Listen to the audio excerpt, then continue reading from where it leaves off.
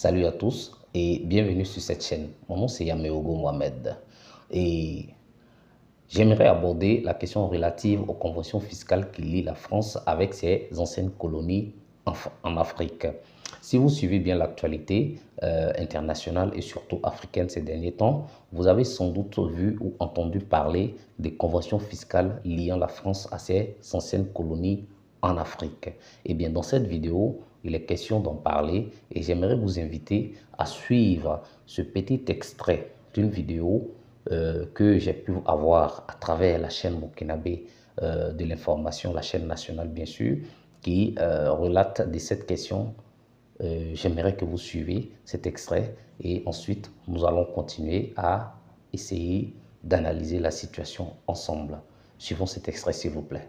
Après deux refus en 2020 et 2021 de la France de renégocier la convention fiscale entre l'Hexagone et le pays des hommes intègres, le Burkina a décidé d'y mettre fin. L'une des raisons évoquées est qu'elle foule aux pieds les intérêts du Burkina et de plus c'est une convention qui date des années 60 et qui est loin des réalités actuelles. On en sait plus avec Sie Lassina Ouattara et Karim Bikienga. L'histoire commence le 11 août 1965. À cette date, le Burkina Faso signe avec la France une convention fiscale.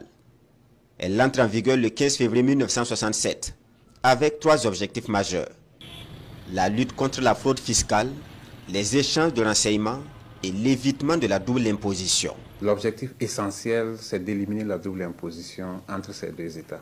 Si au regard de la Convention, une entreprise de l'État A exerce une activité dans l'État B, l'État B décide de ne pas prendre l'impôt et on donne l'imposition, les droits d'imposition à l'État A. Donc ici, quand on prend la Convention entre la France et le Burkina, ça veut dire que quand une entreprise française, quand je dis une entreprise française, je parle d'une entreprise établie en France. Si elle vient exercer une activité au Burkina, elle ne paye pas l'impôt au Burkina parce qu'elle va payer déjà en France. De la même façon, réciproquement, si une entreprise burkinabé exerce en France, elle ne va pas payer l'impôt en France parce qu'elle va déjà payer l'impôt au Burkina. La convention reste en vigueur pendant plus de 50 ans, mais ne profite qu'à une seule partie, la France, dont plusieurs entreprises exercent sur le sol burkinabé. C'est censé être gagnant-gagnant, mais dans les faits, nous n'avons pas d'entreprises burkinabé qui exercent en France. C'est plutôt les entreprises françaises qui viennent exercer ici. Donc, en fin de compte, c'est le Burkina en réalité qui cède son droit d'imposition. Mais au niveau de la France, étant donné qu'on n'a pas d'entreprise qui exerce là-bas, finalement, la convention ne bénéficie pas au Burkina. Le mot est lâché. C'est-à-dire que le Burkina Faso n'a pas eu intérêt, ou n'a jamais eu intérêt en ce qui concerne cette convention fiscale qui n'était bénéficiaire qu'à l'égard de la France seule et unique. Et sachez très bien que sur ce point-là, le Burkina Faso avait introduit une demande à travers le gouvernement démocratiquement élu du président Roch-Marc Christian Kaboré en 2020, une première fois, demande qui n'a pas été répondue par la France. Et en 2021, le même gouvernement a introduit une nouvelle demande, c'est-à-dire une relance relative au même sujet. Et la France n'a toujours pas réagi. Preuve que Paris n'entend pas de cette oreille-là un quelconque changement à ce qui concerne ses intérêts dans ce genre de système. Des systèmes qui, par ailleurs, sont dénoncés ça et là depuis des années. Et donc, c'est-à-dire que derrière, nous pouvons comprendre que Paris n'a pas de respect, ne serait-ce que pour un gouvernement démocratiquement élu. Le minimum aurait été une réponse diplomatique. Malheureusement, Paris n'a pas voulu entendre de cette oreille-là. Et jusqu'à ce que le président Ibrahim Traoré vienne au pouvoir et qu'enfin il décide, après avoir analysé le dossier, de mettre un terme à cette convention fiscale. Oui, il a été question de mettre un terme. La dénonciation signifie mettre un terme. Et un délai de 3 mois est donné depuis la date à laquelle cette dénonciation a été notifiée à la France. Et ce que j'aimerais dire derrière cela, les indépendances que nos pays, en griffe indépendance si on peut dire ainsi, dont bénéficient nos pays, n'ont pas été des indépendances réelles et véritables. Ça a été plutôt des indépendances arrangé et la France a eu le temps de mettre un système en place, la France officielle bien sûr, de mettre un système en place à partir duquel elle soutient toujours des bénéfices, que ce soit de façon, on va dire quoi, sournoise, de façon sciemment faite afin qu'elle soit uniquement bénéficiaire. Relativement à cette convention, si la France elle seule est bénéficiaire, est-ce que la convention vaille la peine? Non, je ne crois pas.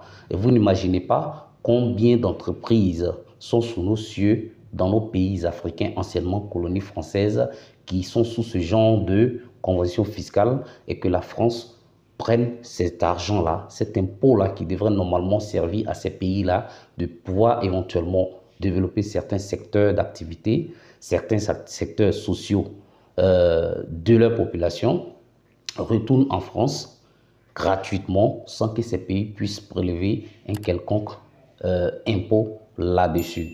Et donc, c'est à comprendre que à chaque fois qu'on fait une demande auprès de la France pour un réaménagement d'un quelconque accord qui a été signé, accordé pendant la période des indépendances ou même après cette période-là, la France a tendance à chaque fois se figer sur une position de non-volonté affichée de modifier ces fameux accords. Et donc, nous inviterions les autorités françaises à faire preuve d'humilité, à comprendre que le monde a changé, l'Afrique, les générations africaines actuelles ont changé de mentalité, de vision et ne sont pas complexées.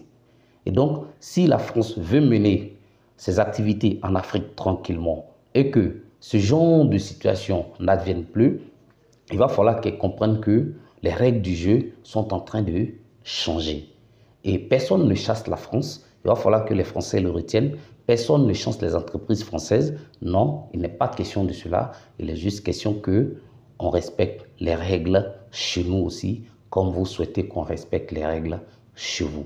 C'est de cela qu'il est question. Et donc, avec le temps, nous espérons que de part et d'autre, chacun essaiera de mettre un peu d'eau dans son vin, de comprendre que les autres aussi méritent du respect et méritent les règles du jeu de façon équitable. C'est qu'on dit très souvent gagnant-gagnant. Est-ce qu'il y a du gagnant-gagnant? S'il n'y a pas de gagnant-gagnant, on n'a pas intérêt à continuer ou à faire perdurer certains accords qui ne nous sont pas favorables et qui ne nous le seront pas tant que l'État français va continuer à avoir ce genre d'attitude à l'égard de la France. Et donc, nous disons un grand bravo à Ibrahim Traoré qui a eu le courage, bien sûr, de prendre une telle décision.